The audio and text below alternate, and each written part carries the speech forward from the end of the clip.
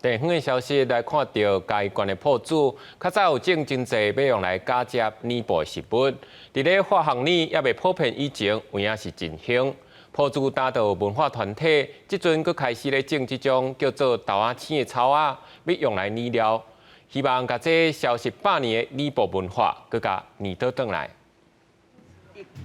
甲部放入去染料内底，一开始浸落去色水拢是青色的，经过甲空气接触了后，豆豆啊变做蓝色。埔子牛台湾文化工作室开办课程来教社区的人安怎染布。挂迄个收木兰，然后浸水，啊，然后互伊发芽，哦，啊后来佫甲伊提炼起来，收起来蓝泥，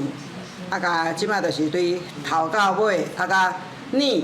做一摆完成安尼。这种合作豆仔青的食物会当提炼蓝色的染料。较早的时阵，埔子附近地区有种真济，所以嘛带动染料甲染布的产业。为着要甲这段历史找回来，地方为种植开始，一步一步来复兴这个产业。以前伫咱的埔子、六骹、太保，其实伫咱遮拢有种咱的豆仔青，嘿啊，因为咱的化学染剂开始变侪了后，咱这个行业交种的人就变少啊。啊，所以咱即届伫咧今年吼，就是想要甲伊吼，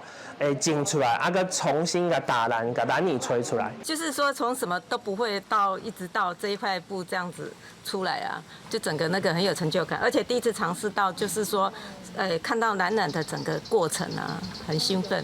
牛台湾文化工作室讲，透过其他文化团体的协助，甲地方人士的斗相共，即马已经有1分外地咧种这种豆仔青，虽然量也无济，但是希望这是一个开始，会当甲埔子染布的过去，互更较侪人知影。记者林慧婷，家己报道。